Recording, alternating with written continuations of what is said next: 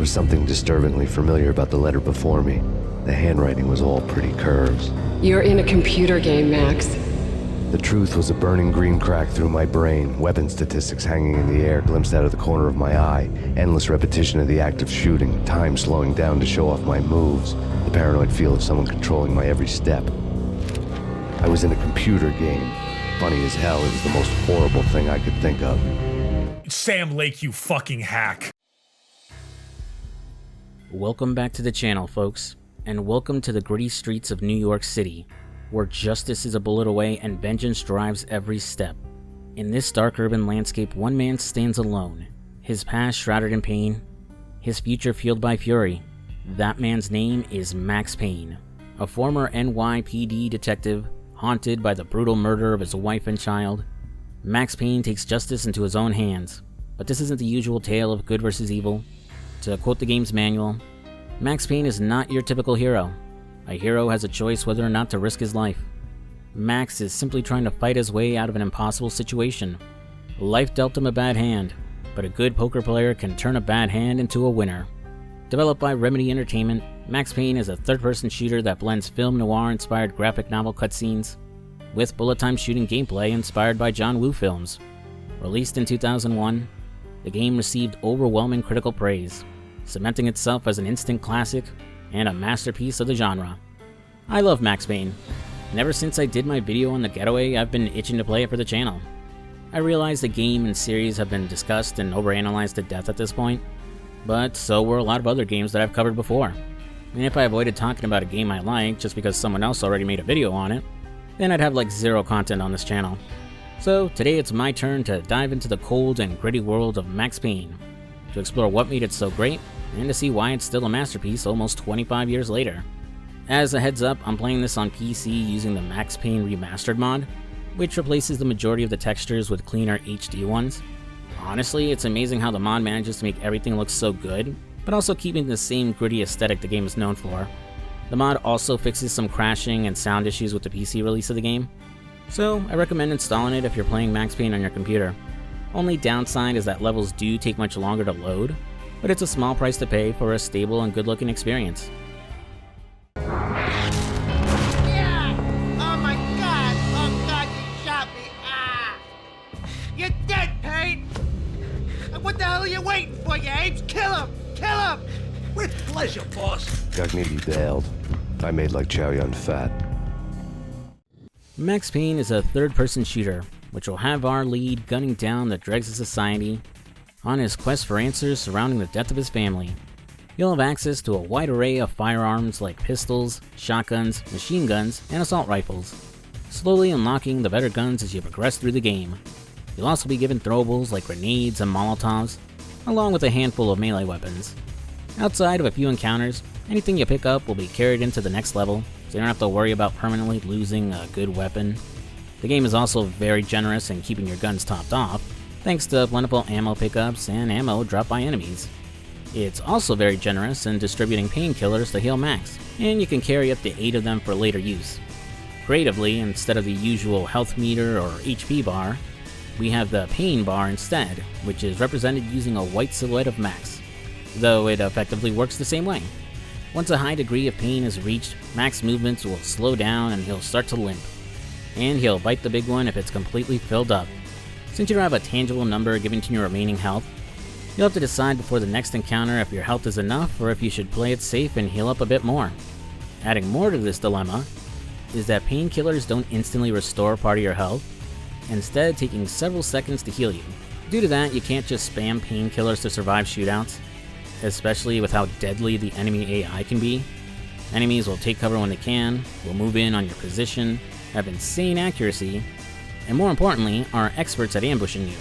As things escalate throughout the game, it's almost a guarantee you'll die several times from a goon hiding behind a corner, who was behind a door just as you opened it.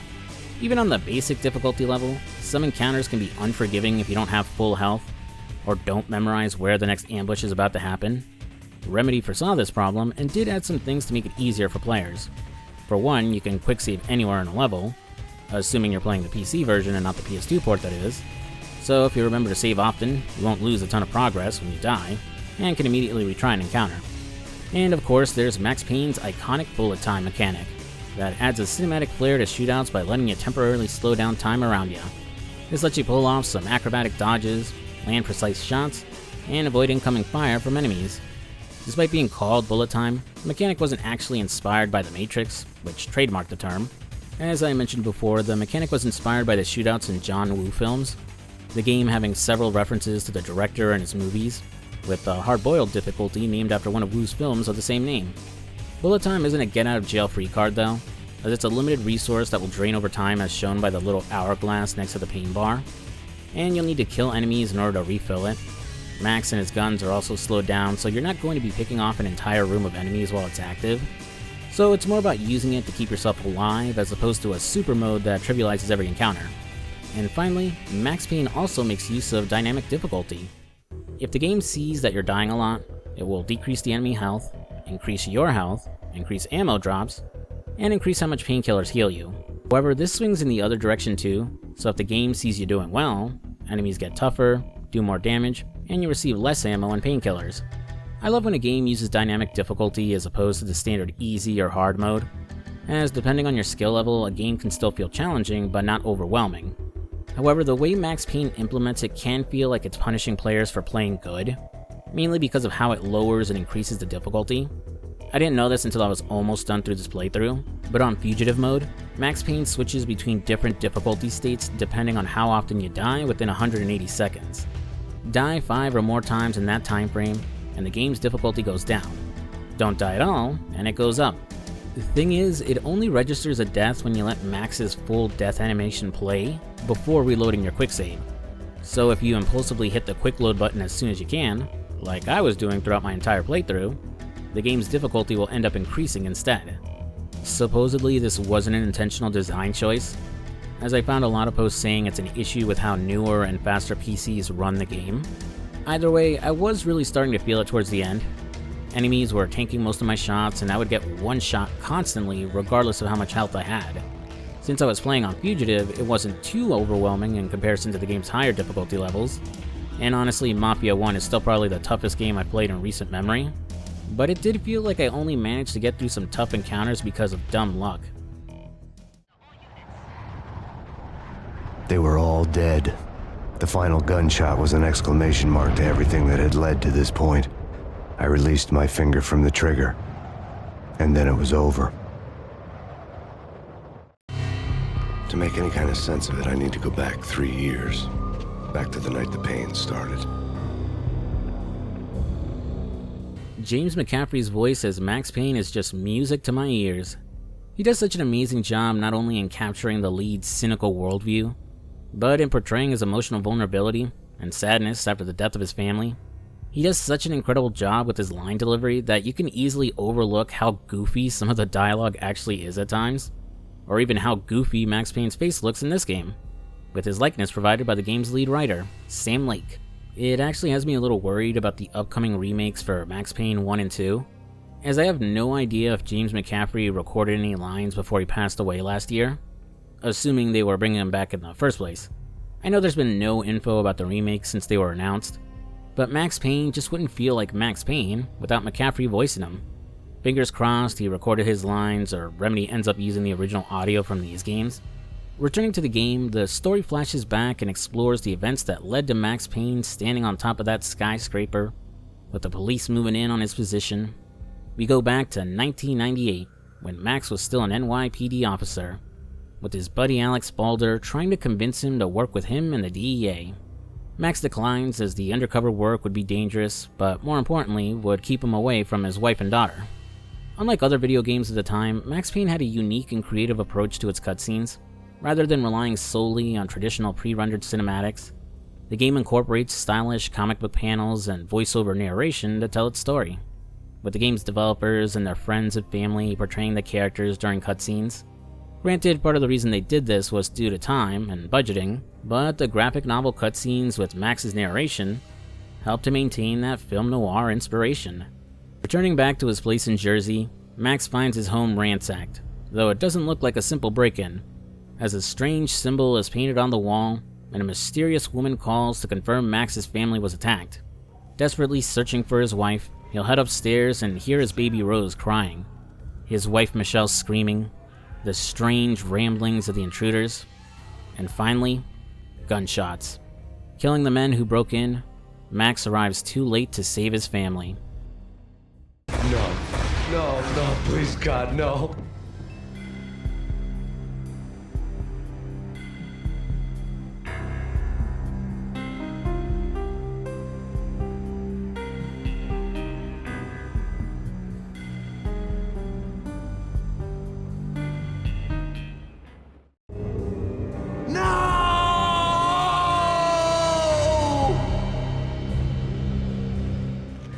While it's not explicitly shown, this might be one of the first games I played where they kill a baby. Not have a baby die of a disease, or in an accident, but just straight out murdered. Remedy didn't hold back when it came to showing how brutal the death of Max's wife and daughter were. The men responsible were junkies high on a new drug called Valkyr, which would prompt Max to join the DEA in order to learn who was trafficking the drug. After 3 long years, they finally make a break in the case, when they learn that Jack Lupino, a mob boss in the Punchinello crime family, was dealing the drug. Max would now go undercover and infiltrate the mob, slowly making his way up the ranks and trying to find the source of Valkyr. Undercover for about 2 months, the only people in the NYPD aware of Max's infiltration were Alex Balder and his partner, BB. Max would receive an urgent call from BB who tells him that something has come up with Jack Lupino, and that he needs to meet Alex in person at the Roscoe Street station. As the game moves on to the first level, Max feels uneasy, and that something isn't right about this meetup. His hunch is further supported when discovering a trail of blood and finding the body of a subway employee. Death was in the air at Roscoe Street. I'd have to find Alex fast. While a linear and mission-based game, Max Payne has some rather open level design, with big rooms and areas to explore, where you can sometimes stumble on some painkillers, weapons, and ammo, or the occasional Easter egg. The more open design gives options on how to move through an area, and sometimes how to get around enemies to get the drop on them. And it does employ some obstacles and locked doors that force you to explore your surroundings before you can proceed. For example, here during the first chapter, Max is unable to get into the subway control room without the access code. Heading down below and killing some thugs, he'll stumble upon a subway employee being held at gunpoint, save the guy's life, and lead him back up the stairs safely, and he'll unlock the door, before immediately getting killed anyways. While admittedly that's just a locked door puzzle, there are a lot of moments in the game where you have to use some brain power to figure out how to get past something. I'm not going to rant about modern games holding your hand, but I like looking around and trying to figure out what to do, as opposed to being immediately handed the answer. Granted, Max Payne isn't a game that's going to leave you scratching your head on what to do next. A key, a lever, or whatever you need is usually pretty close by and doesn't need you to backtrack very far. And Max will usually comment on his surroundings to help point you in that direction. Returning to the game, despite Max foreshadowing that something was up with his meeting with Alex, the criminals in the subway station have nothing to do with it. They aren't here to ambush Max. In fact, he ended up stumbling onto a scheme of theirs by accident. Or that's what we're led to believe, but I don't want to give anything away yet. You'll discover their scheme in Chapter 2, as it turns out these guys were actually pulling a bank heist. Max speculates that maybe that's why Alex wanted to meet at Roscoe Street Station, but he isn't quite sure. I mean, it doesn't really make any sense. Were the two of them going to stop the bank heist in the first place or something? Shooting through mob goons in the abandoned subway tunnels, and then the bank vault they blow open, we find out they're trying to steal bonds from a company called Acer. This section may seem like it was thrown in to have an action-packed opening. It does end up foreshadowing some things later in the plot. After clearing out the bank vault and grabbing a detonator, Max heads up to blow a sealed door that leads him back to Roscoe Street and to his buddy Alex. Hold it! Max, Jesus, you almost gave me a heart attack. I nearly shot you. Alex, I'm glad to see you. What the hell's going on? There are more corpses here than at the city morgue. It's an armed robbery. A tunnel job straight to the Roscoe Bank vault through the old station door. This is why. This is Lupino's gig? This is Lupino's doing? Lupino's men? Really? You sure know how to pick a place? Can you through? No, it's locked. We gotta get out of here. If it's Lupino, it's... Alex? Alex!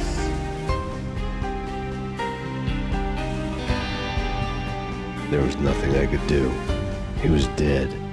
I could tell by the empty, accusing stare of his eyes. Welp, so long, Alex. We hardly knew ye. Unaware that the identity of his buddy's killer is right under his nose, Max instead assumes Jack Lupino is responsible. Escaping the ensuing ambush, he unfortunately gets framed for Alex's murder. With both sides of the law after Max's head, he begins his search for Lupino. Heading to a hotel he owns, Max finds out his cover has also been blown when he confronts two of Lupino's underlings, the Finito brothers. I went for the hotel first. It was a sad old thing with flickering lamps and faded colors, cheap mobster punks and tired-eyed prostitutes. I walked straight in, playing the program like I'd done 100 times before. The place was run by a couple of murdering mobsters with shark smiles. The Finito brothers. Ladies and gentlemen, it's the Payne in the butt. Payne to the max. You're killing me. Did you make that up yourselves, or you get some wino downstairs to come up with it? Don't answer that. A rhetorical question. I got something for the boss. Lupino around? That kind of depends on who's asking. A friend or a junk squad plan. Don't answer. It's one of them, how do you put it, rhetorical questions. Lupino ain't here, but he said bye. With the Finito brothers now finito, don't groan, the game makes the exact same bad joke. Max will find a letter on their desk. Written by Lupino's right-hand man, Vinny Gognitti, it gives instructions for the brothers to handle a Valkyr deal with a guy named Rico Muerte. Due to his name, and how Max hypes up the guy by comparing him to Kaiser Soze, he sounds like a tough customer. He's the only lead we got about where the Valkyr comes from though, so we'll need to find his room in the hotel and get some answers. The difficulty bumps up a notch as Max shoots his way down through the hotel, mainly due to the tight hallways and occasional staircases where enemies have an easier time hitting you. It's nowhere near as punishing as some later levels, but this is when I started getting into the habit of not blindly rushing around corners, and to start expecting an ambush when things got too quiet for too long. In between gunning down goons working for Lupino, Max will occasionally bump into strung-out Valkyr junkies. At first I thought they were meant to add an element of randomness to encounters. Max says they're harmless if left alone, but you'll never know if the drugs in their system will set them off. So I figured I'd always have to watch my back in case they decide to attack. But nope, they really will just leave you alone if you don't bother them. It's not even really worth shooting them either, as they tend to soak up more damage compared to regular enemies. Eventually making it down to the 3rd floor and Rico Muerte's room, he's not there, and instead I find a rigged shotgun waiting for me. Amazingly, despite suffering several stupid deaths by this point, I somehow managed to avoid the trap. Like, you're given several seconds to get out of the way before it goes off, but I actually didn't even notice it when I walked in. My obliviousness saves me again. Reading a letter on the nearby desk, Max notes that during his investigation, he never found anything that linked Angelo Punchinello, the Don of the family, to dealing Valkyr. This letter, written by the Don and addressed to Rico Muerte, asks him to act as backup for a major deal, mentioning one of his boys having a monkey on his back, heavily implying that Jack Lupino is addicted to Valkyr. While the letter could serve as serious evidence in Max's case, he crumples it up instead. He's too far deep now with his war against the Mafia. It was of no use to him anymore. A little bit later, Max will stumble upon the diary of a hooker named Candy Dawn, who works in the hotel. She's been secretly taping her clients and mentions that she's been selling tapes of one guy in particular to some old hag. Remember this for later. Continuing my journey through the hotel, after getting lost for a bit and stumbling onto a room with a dead guy with a stake in his back, it's a Buffy the Vampire Slayer reference, I eventually find a service elevator that takes me down to the hotel basement. Now working my way up to the lobby, I'll shoot through the laundry room and boiler room before busting up the drug deal that's been referenced several times now. I was expecting Valkyr to be sold in bricks of powder, or in little baggies filled with crystals, with a Valkyrie sticker on them. Not in big green vials that remind me of the ooze from Teenage Mutant Ninja Turtles. After doing my due diligence of keeping drugs off the streets, there is only one loose end: Rico Muerte.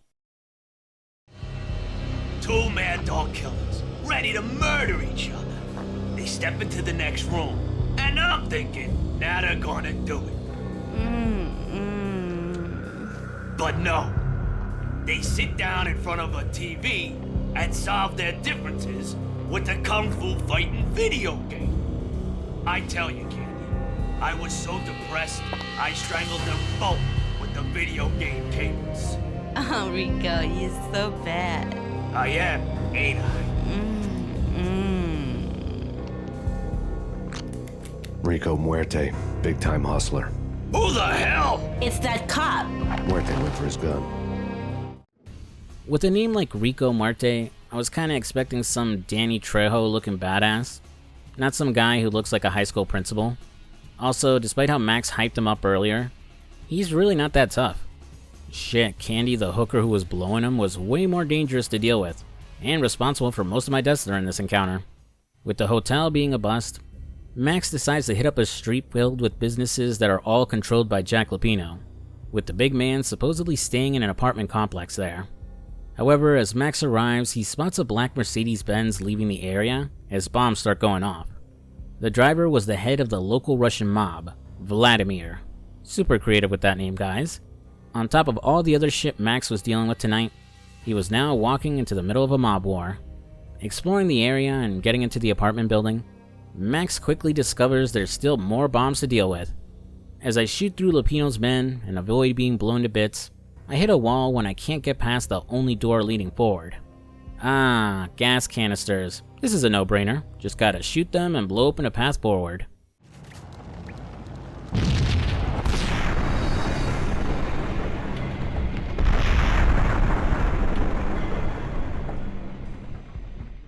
Whoops. Right. Probably would make more sense not to stand directly in front of it. Noted. Huh? A ringing payphone. I wonder who that could be. A beaten-up phone in the entrance hall was ringing. It could have been just a junkie in need of a fix, but it turned out to be something more sinister than that. Am I speaking to Mr. Payne? Who wants to know? My name is Alfred Wooden. You must hurry. The police are on their way. Tell me something I don't know. They know you're there. How? And what's it to you? I will contact you again. The cops are one thing, but how did that guy know Max was running past that particular payphone? Does he have a hidden camera set up somewhere? Or is he some kind of all-seeing secret fed that's been tracking Max? Oh well, I'm sure it will all be revealed in due time. Needing to make himself scarce before the cops get inside, Max will find a note explaining why the Russians hit Lupino.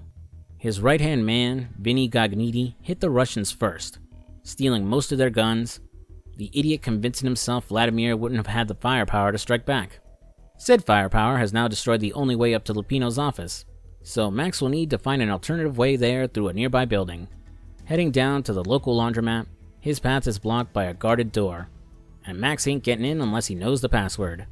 Luckily, some random guy in the building nearby can help us out. It's me. Open up. Let me in, quick. Not so fast. The password. John Woo. Come on. Okay, John Woo. All right. Come right in. It's a trap. It's Man, that reminds me, I really should get around to checking out Stranglehold one of these days. Hey look, a Twin Peaks reference. Only, it's not me talking to the pink flamingo, but someone who looks the part down to the finest detail, except that he's evil. I'm hiding in the shadows, watching it all unfold.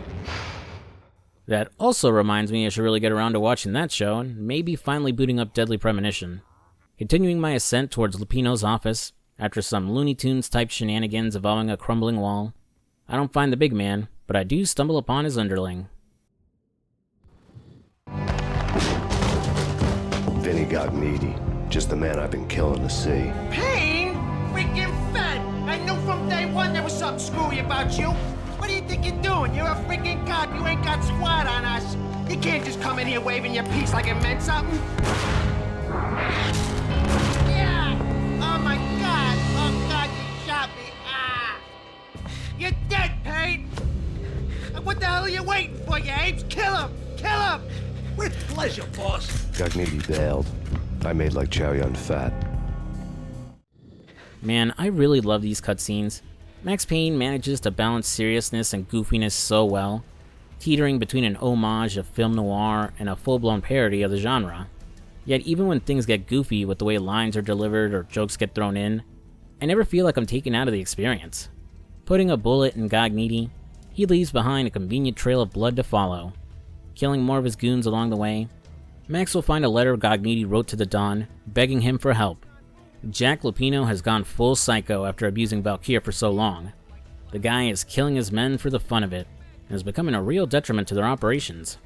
Man, does nobody pay attention when watching Scarface? Lesson number 2, don't get high on your own supply. Following Gognitti, after he hops on top of a subway train, and I do the same, which I totally nailed on the first try and didn't miss multiple times, he'll lead Max into another building and into an ambush. Well, that's what was supposed to happen, but this section bugs out and the trigger for the sequence doesn't go off properly, so I had to reload several times until it finally worked. Eventually, Gognitti's luck runs out, and after pumping him full of lead, he spills that his boss is at his nightclub, Ragnarok. Ragnarok was Lupino's private nightclub, a den of drugs built into an old theater. I knew what waited inside. P-head junkies ready to explode in random acts of senseless violence, and Lupino's goon squad, the worst stone-cold killers this side of hell. Ragnarok was as inviting as a headache, flickering and flashing to a machine gun beat. The belly of the nightclub was a gothic theme park that began with bondage games and led to the nasty stuff from there.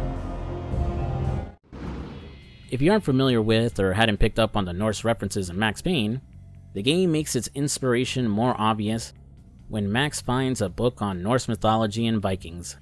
Though that's not the only book he finds, as Max stumbles onto books about the Necronomicon, witchcraft, Paradise Lost, and weirdly a Ouija board. Looks like Lupino has melted his brain with drugs and has become obsessed with the end of the world and the occult.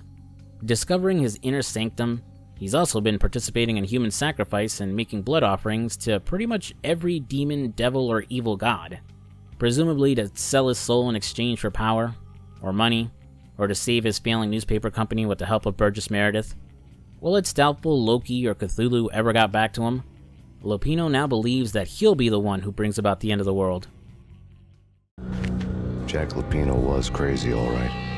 Mythic wolves, let loose to devour the sun and the moon. Lupino is the wolf. I'm Mr. Beast, the big bad Fenris wolf. I'm the end of the world man, wearing the flesh of fallen angels. After Y2K, the end of the world had become a cliche. But who was I to talk? A brooding underdog avenger alone against an empire of evil, out to right a grave injustice. Everything was subjective. There were only personal apocalypses. Nothing is a cliche when it's happening to you. With the ominous music, all the pentagrams, blood, satanic imagery, and Lupino's insane ramblings, part of me was convinced for a moment that he pulled it off, and shit was about to pivot into the supernatural. Like, I know the game has been fairly grounded so far, but it wouldn't feel too out there if suddenly Max had to fight a demonic form of Jack Lupino. Honestly, I sorta wish that's what did happen, as this final confrontation with Lupino kinda sucks.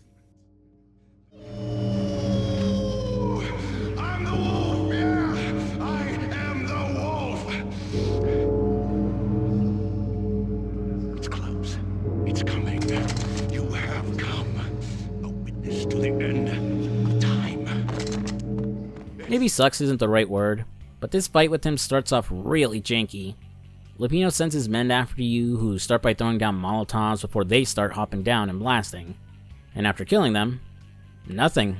I wandered all around the area, tried throwing grenades to the floors above thinking the enemies got stuck, but the encounter wouldn't continue. Then, just as I was about to reload and try again, more of his goons started pouring out from another part of the arena. I probably spent more time trying to figure out what was happening than actually fighting them all, and there's a shitload of guys who spawn too. So much so, I thought I was doing something wrong again, but eventually Lupino pulls back the curtain and shows himself. I had known there'd have to be a catch in it somewhere, and this one was the Empire State Building of catches. Lupino was pumped up and dying to go 15 rounds with a mutant alligator. And then he started this spooky monkey talk, straight from a bad dream. Mine. I have tasted the flesh of fallen angels. I've tasted the devil's green blood. It runs in my veins. I've seen beyond a world of skin, the architecture of blood and bow and arrow. Death is coming! She is coming. and hell follows with her. This is the twilight winter. I am ready to be her son.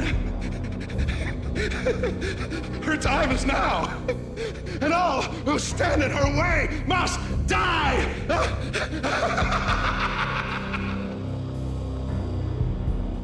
Die!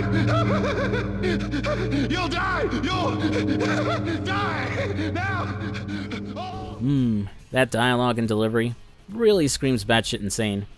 While Lupino may not have shed his human flesh and transformed into a demonic abomination, all the Valkyr in his system has made him stupidly durable. The two goons flanking him go down easily enough, but this asshole just doesn't stop coming.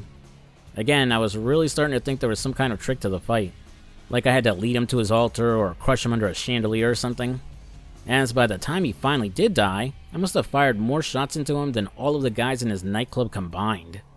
The game lampshades this fact when Max keeps shooting into him during the end cutscene, only stopping when he realizes he has company. When Lupino finally went down, I wanted to make real sure he'd stay that way. He was a bad monster, turned them into friggin' zombie demons from outer space. I think he's dead already. Huh? And that's when it happened. But dead or not, you've got the wrong guy. In stepped this knockout femme fatale holding a gun to my face. I returned the favor. Femme fatale isn't really what I think when looking at Mona Sachs here. I think more like Pam Beasley from The Office. Again, Remedy didn't have the budget for actors. So Mona here is portrayed by Carol Kyriakos, who I think is a family member or friend of one of the developers. And Mona, looking fairly normal, as opposed to like Catwoman or something, does lean into that parody of the genre I was talking about before. That said, Carol feels like a more believable Mona Sachs than Mila Kunis did in the movie. Or Mark Wahlberg as Max Payne for that matter. Kinda forgot they even made a Max Payne movie until I replayed the game for this video. And I will now go back to forgetting it exists. Mona says since Lupino melted his brain cells with Valkyr, there's no way he'd be cognitive enough to frame Max for the death of Alex. Which, now that I think about it, yeah, that makes a lot of sense. Instead, she points the finger at the Dawn of the family, Angelo Punchinello. Mona is after him for how he treats her sister Lisa, and proposes a team-up. Max blindly decides to trust this complete stranger, and promptly regrets it when Mona spikes his drink when they stop at a bar. And whatever she drugged him with really screws up his mind. The nightmare was always the same. Violent shapes moving in darkness, old and ugly. The killer's mad laughter was a riddle filled with wicked innuendo. Ooh man, these nightmare levels are such a trip. The music, the camera, the labyrinthian hallways, and of course the constant crying of a baby do a solid job to create an unsettling experience. While you won't be fighting anyone, this level can get frustrating and leave you running in circles. Max will have to follow the sound of the crying baby in order to get to his living room, which honestly isn't too bad. The next part is annoying though. On the second floor you'll have to cross over these blood trails, which are really tiny and stupidly easy to walk off of and fall down to your doom. Exasperated due to Max's movement feeling more floaty during this section, which makes the platforming section where you have to jump over to other blood trails way more frustrating. Reaching the end of this nightmare sequence, Max stumbles upon his wife's diary. We learn she was working in the district attorney's office and one day an army dossier labeled Valhalla ended up on her desk. She tried telling Max about it, but he was too busy, and she didn't want to bother him, and assumed she got the folder by mistake or something. A possible clue related to her death perhaps? Just as Max is waking up from the nightmare, we'll hear his wife sobbing, saying she's sorry, and asking Max what she did wrong, before cutting to Max seemingly shooting her and someone calling him a murderer. At first, you might be led to believe maybe Max was abusing his wife, or that he was the one who killed his family, implying that the prologue of the game wasn't what it seemed, which, while interesting, and throws his character and motives into question, that's not really what's going on. Max is suffering from survivor's guilt. He didn't save his family in time, so in his mind, he's the one responsible for their deaths. Something made more obvious in the next nightmare sequence that pops up. It makes you wonder if after the dust clears, and all parties responsible for the death of his family are taken care of, whether or not Max could find peace and move on. I woke up in a bad dream. My head felt 2 sizes too small for my brain. Max Payne. I envy your name. And the killer was smiling. Pleased to meet you. I'm Frankie the Bat Niagara. Niagara, as in you cry a lot? He had a baseball bat and I was tied to a chair. Pissing him off was the smart thing to do.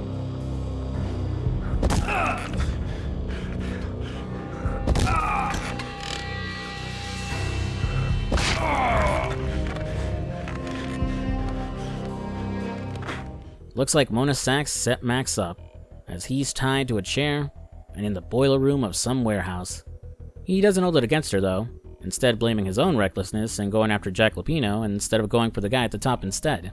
Despite being tied up and taking a few hits to the noggin, Max catches a lucky break when Frankie Niagara decides to leave him alone, giving him the chance to free himself. While it was a boneheaded move not to leave a guard with Max Payne, Frankie was smart enough to take all his weapons. That means all Max has is the great American pastime to defend himself with, which was more effective than I was expecting as I was able to kill 3 Mafia goons with it rather handedly, and then lift their guns for myself. Shooting through the warehouse, Max will make it topside and head back to Jack Lupino's hotel. Inside, Max will overhear some goon on the phone discussing a woman who tried to kill Angelo Punchinello, and who was now being tortured by his top enforcers, the trio. Assuming it's Mona, Max will clear out the goons left in the hotel and square up with Frankie Niagara before stealing a car and heading for Punchinello's mansion. Though he's got some company. I spotted the tail as soon as I left the hotel. A big black Mercedes. I'd seen the car before. That time it had heralded impressive explosions. Vladimir was back. Bang. You're dead, Max Payne. I might have laughed if I remembered how. What's this supposed to be? Cops and robbers? Look, you want something with me? Get in line. Peace, man. Relax. You know you are a real news item, armed and dangerous. I am going to make you an offer you can't refuse. I've always wanted to say that. It's a bum rap. I've been framed. That's a moot point. Whatever you did or did not do, I'm sure you had good reason for doing it. Want to hear me out? I'm listening. Vladimir needs some help from Max. He explains that one of his guys switched sides and is going to hand over all of his artillery to Punchinello, which would be bad news for Max. Vlad asks him to get the cargo ship holding his guns back under his control, and to kill the traitor. In exchange, he'll supply Max with said guns to even the odds against Punchinello. I'm going to skim through this section, as it's long and really more like a side mission, bordering on filler really. Max will hit up the docks controlled by Punchinello, get to the cargo ship, and then finally kill the guy who betrayed Vladimir. Vlad holds up his end of the bargain, and gives him the firepower he'll need to storm Punchinello's mansion. Though Max doubts he could reliably storm the place, and tries to cut a deal with Punchinello to sit down somewhere. The Don agrees and tells him to meet at his restaurant. Max doubts Punchinello will actually show and that it's probably a trap, being proven correct when the place goes up in flames. Now this level does feel like filler, as after running through the burning building and escaping through the sewers, killing mafiosos along the way, Max just decides to storm the mansion like he originally planned. I'm not really complaining, as the levels are pretty fun, minus trying to figure out which way to go to avoid the flames, but you can tell they were put in to pad out the game's runtime. The night groaned with cold. The garden lights flickered nervously. In their light, the falling snow was dead white before the darkness ate it up. I had heard the stories. The trio were mad dogs. They'd have hung the heads of their enemies over the manor gates if the capo had only let them. Punchinello wanted Payne. He'd see the pain. Arriving at Punchinello's estate, Max gets inside through the basement, discovering that someone had killed a few of the Don's men. Finding a man with a sign stabbed into his back, Max speculates that this was all Mona's doing, and that she escaped after getting captured. Before Max can get to Angelo Punchinello, he'll have to deal with his top enforcers, the trio. And unlike Rico Muerte, they live up to their reputation. Each one is holed up in a part of the mansion with a couple of guys flanking them. They're packing heat and soak up a decent amount of damage before they go down. After running around the mansion and picking off each one, Max will stumble upon a dead woman in the master bedroom. Whoever killed her worked her over pretty bad, and Max is unsure if it's Lisa Punchinello or her sister Mona Sachs. It's Lisa, obviously. Finding Angelo Punchinello, he crumbles immediately, revealing he was just a puppet for the true mastermind. He then gets immediately killed afterwards by some guys in black suits, and Max finds himself outgunned and coming face to face with the woman who destroyed his life. Drop it. Don't move. Game over, Max Payne. I could tell when I was outgunned. It was time to take another beating. The mystery witch was a real barracuda. Trouble on dagger heels, a smoking assault rifle in her hand, and an army of killer suits behind her. How sweet. I get to kill two birds with one stone. Sooner or later, it was going to catch up with you. Mr. Payne, it's time to show you the benefits of my brew. Be a good boy now. You'd find that Lady Luck was really a hooker. You were fresh out of cash. Shot up with a lethal dose of Valkyr, the mystery woman and her men leave Max alone to die of an overdose. Which is pretty stupid, considering she had him outgunned and Punchinello's mansion looked like a war zone. She could have just shot Max full of holes and left his body there to make it look like he was killed by Punchinello's men. But, you know, this is a video game. We gotta give the hero a chance to survive, otherwise the game's over and you'd be pissed at the ending. The ooze running through Max's system doesn't transform him into the last animal he touched, but throws him into another nightmare sequence, one more intense than the last. We get a couple of fourth wall breaks during this section, the first being the one I started the video with, where Max finds out he's in a video game, the other being similar, but with him thinking he's in a graphic novel instead. The nightmare sequence is pretty much the same as the last one, just longer and with way more frustrating blood trail platforming. It ends with Max gunning down a clone of himself, flashing back to his wife mentioning the dossier again. Finally coming to, Max managed to avoid overdosing and dying from the Valkyr injected in his system, possibly through the power of love, or maybe all the painkillers in his system counteracted the stuff. Recalling the woman who injected him had mentioned heading to somewhere called Cold Steel, Max heads for a steel foundry outside of town with the same name. The place is swarming with mercenaries, who are more durable than the mobsters we've been killing up till now. They've got stronger firepower like assault rifles, snipers, and grenade launchers. Oh, and to make this place extra annoying, it introduces laser trip mines, so you need to either set them off from a safe distance, or awkwardly hop over them, with some sections turning into full-on platform challenges as you have to avoid multiple trip mines to proceed. Not overwhelmingly difficult, but it felt like I was getting killed more by setting them off than by the mercenaries shooting at me. After clearing out the foundry, Max will board an elevator and travel down to a secret underground bunker, discovering that this facility is the source of Valkyr. You can't do this! My men are still inside! Do you have any idea why this is called Operation Dead Eyes?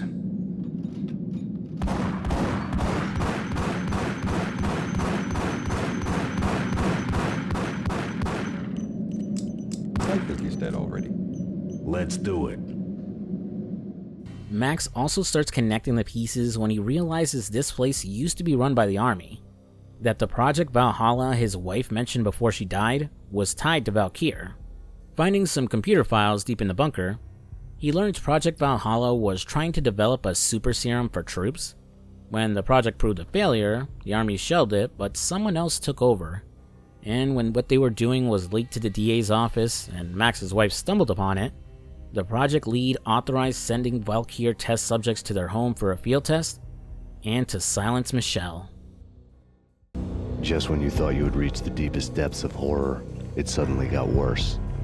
How to turn off that small voice inside your head that started to whisper that you should be glad that now, if not before, your revenge was justifiable on any conceivable moral scale. That small voice proved, beyond any doubt, that I was damned. You know, it's easy to forget that this game isn't the typical vigilante cop or revenge story. Outside of that phone call during the prologue, Max didn't have any proof someone targeted his family. To him, it was a random act of violence from guys high on some new drug. Finding who was manufacturing and trafficking Valkyr was his way to find someone to hold accountable for the death of his wife Michelle and his daughter Rose. The only reason he went the vigilante route was out of desperation, as he was framed for Alex's murder and the NYPD don't know Max is an undercover cop. Then, immediately afterwards, his cover is blown in the Mafia too. The manual even says as much, that he's trying to fight his way out of an impossible situation. He never set out to fill the streets of New York City with the corpses of mobsters. he was backed into a corner. But ironically, if he didn't go this route, he wouldn't have discovered the truth about his family's murder. It's why he feels so disgusted with himself when he hears that voice in his head. This wasn't supposed to be a revenge power trip. He never wanted to use his wife and daughter as justification for his violence. Not only that, but discovering the truth ends up making his survivor's guilt worse. If he had listened to Michelle about the Valhalla dossier, then he could have looked into it, and possibly uncovered the conspiracy and prevented his family's death. I mean, it's more likely Max would have been targeted too, but that's not what he's thinking. Escaping the facility as it goes up in flames, Max is unsure of his next move, as he has no leads on how to find Miss Valkyr. The combo of everything he's done the last few nights, and the shock of finding out the truth about his family, has left him drained. Hitting an all-night diner to recharge on several cups of bad coffee, Max checks his phone messages to see BB left him a message to discuss what he's been doing, and to meet him at a parking garage. It's only now, when he had a chance to catch his breath and think, that Max realizes Alex's murder must have been an inside job, and the obvious culprit was BB. The garage was dead. BB showed up in his tailor-made suit, gold watch, and cufflinks to match, all way beyond a cop's pay. Maxie. Oozing suave charm, he was guilty as hell. What the hell does BB stand for anyway? Backstabbing bastard? Come on, don't be like that. Have a cigar. I don't smoke. Maxie, you have no idea how big this is. It's huge. You have no idea. I think I do. You're a bribe-taking bent cop who sold out his partner. Those mobsters in the subway were a dead giveaway. Hard to miss. Bet it was exactly like this with Alex. Up close and personal. You can't win this one, Max. No, but I can make damn sure none of you do either. BB turned out to be another cardboard cutout bad guy. I really like the reveal that BB kills Alex and sets up Max. Not because it's this giant twist I didn't see coming, but more because of how obvious it is. If you pay attention during the subway levels, you can immediately put it together that it's him. Like Max, the only reason a player wouldn't is because he suspects Jack Lupino at first, and with all the chaos going on, you're too distracted to see the obvious answer in front of you. Granted, BB has so little involvement in the plot until now that you can easily forget that he even exists, but still, not a bad reveal. This level in the parking garage is pretty long, with Max chasing after BB's car and fighting several waves of killer suits on each level. Eventually, his car will crash and the backstabbing bastard will finally fight back. But he goes down like a bitch. Before leaving the scene, Max receives an unexpected phone call. It's that mysterious guy who called a while back, Alfred Wolden. He knows the name of the woman who ordered the death of his family, and instructs Max to meet him at the Asgard building. Woden was waiting for me on the steps of the old building. Mr. Payne, let's go inside. The others are anxious to begin. The others? Despite the general misconception, this building actually predates the City Hall by 2 years, as being the oldest municipal building still in use here at the foot of the Brooklyn Bridge. No kidding. The old man played tour guide as he led me through a dark domed hall. The answers I was after loomed large ahead. Alfred gives quite a bit of exposition. He and his colleagues are part of some secret government group called the Inner Circle. They were previously involved with Project Valhalla, and they inform Max about the identity of the woman who killed his family and tried to kill him. Nicole Horn. On top of keeping the project going, she's also the president of the Acer Corporation, with over half of the city in her pocket. Due to government bureaucracy, or something, the Inner Circle can't go public about Project Valhalla. Instead, they want Max to do their dirty work and take out Horn. In exchange, they'll protect him and have him cleared of all charges relating to everything he's been doing. Before Max agrees, though, the building gets ambushed.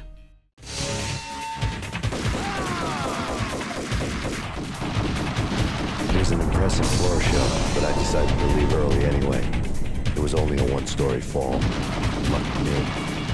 Fun fact, the actors who play Alfred Wolden and Nicole Horn are actually Sam Lakes' parents.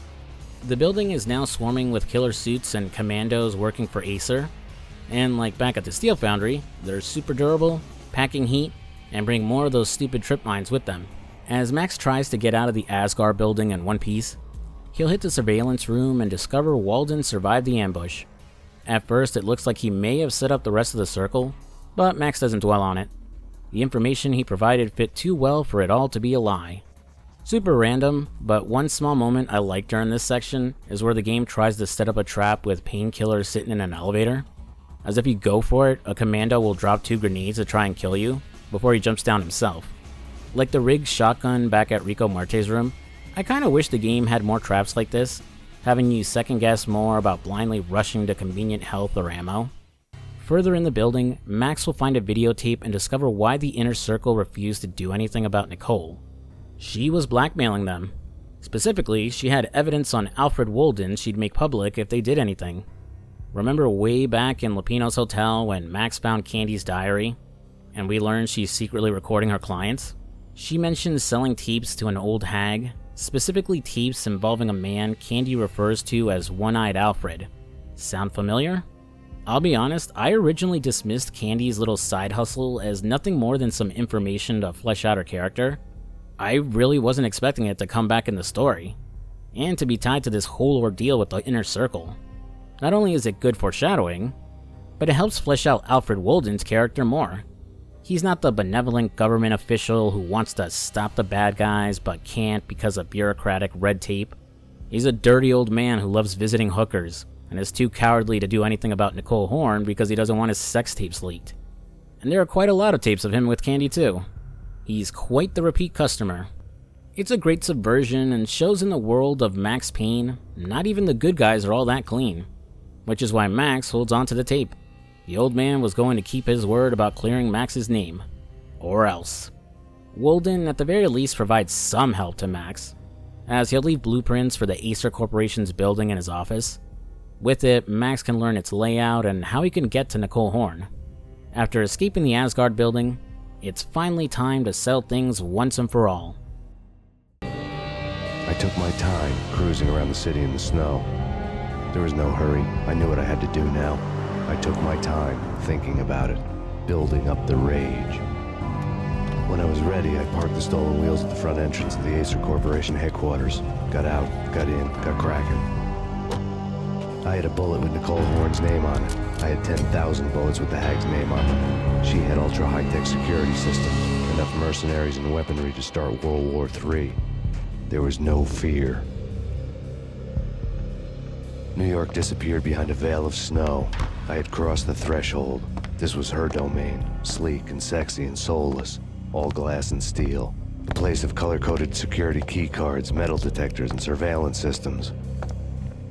Man, this last section is brutal. Like I mentioned earlier, I didn't know the mechanics of the dynamic difficulty, or the whole thing with click loading after the full death animation. So everyone here is much tougher than they'd normally be. That, and there are several sections where the enemy placement makes encounters much tougher.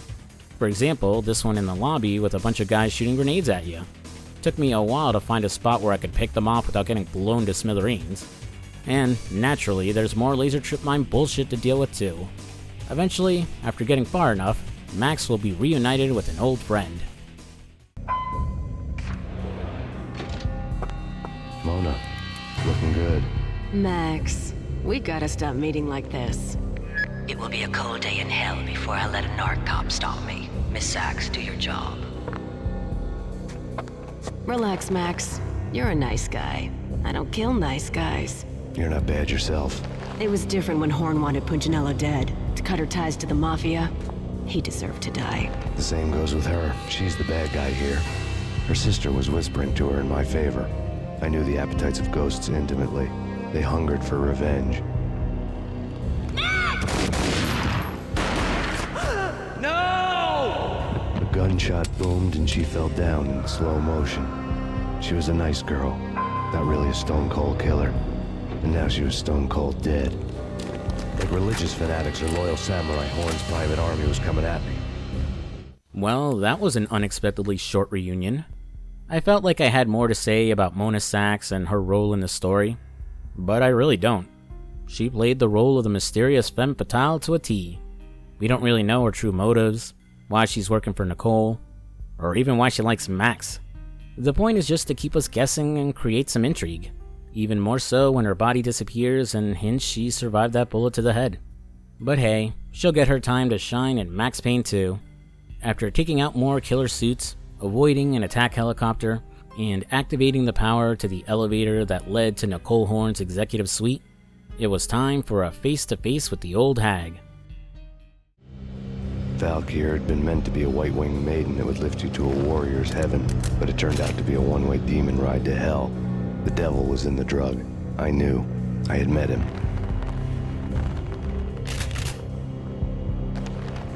And now I was gonna kill her, the queen of the underworld who had tried to lift herself a bit closer to heaven with her drug money. No begging, no bribes. She knew better. Honor among killers. We who were about to die. Both of us knew how this would end, in pain and suffering. All this because your wife stuck her nose into things that were none of her business. The cops were coming to take me away. The sirens were like a bad conscience I couldn't shake. It's ridiculous you've made it this far. You won't be alive when they get here. Cue one last brutal section with poor cover, bullshit enemy placement, and some more encounters with the attack helicopter. I also made things more difficult for myself as I wasted most of my painkillers, and it was close to impossible to keep my health at a good level unless an enemy dropped some pills. Yeah, I know, skill issue. Eventually, I managed to catch up to Nicole, chasing her up to the roof as she tries to get away by helicopter. Your path to her is blocked, but luckily the cutscene makes it extremely obvious what you need to do. Just shoot the support wires holding up the radio tower, then light up the tower itself, and watch that bitch get blown to bits, bringing an end to the game.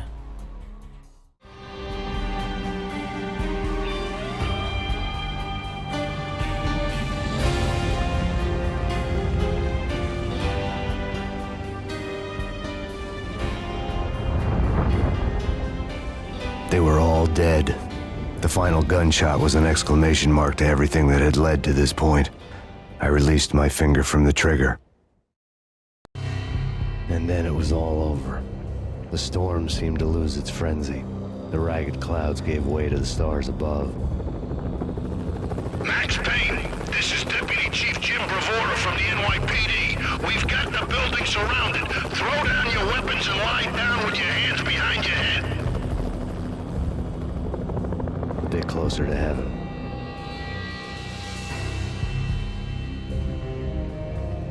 The cops' voices were distant and muted. Freeze! NYPD! Hold it right there! My ghosts released me from their haunting. Down below, New York City glittered like diamonds on black velvet. You gave us one hell of a ride. Take him down to Central Booking. You heard the man. Woden was there in the crowd, standing by the sidelines. It wouldn't be over till the man with the patch would say so. He'd say the right words. I knew he would. He'd better. Woden grinned smugly. It was the grin of a winner. That made two of us.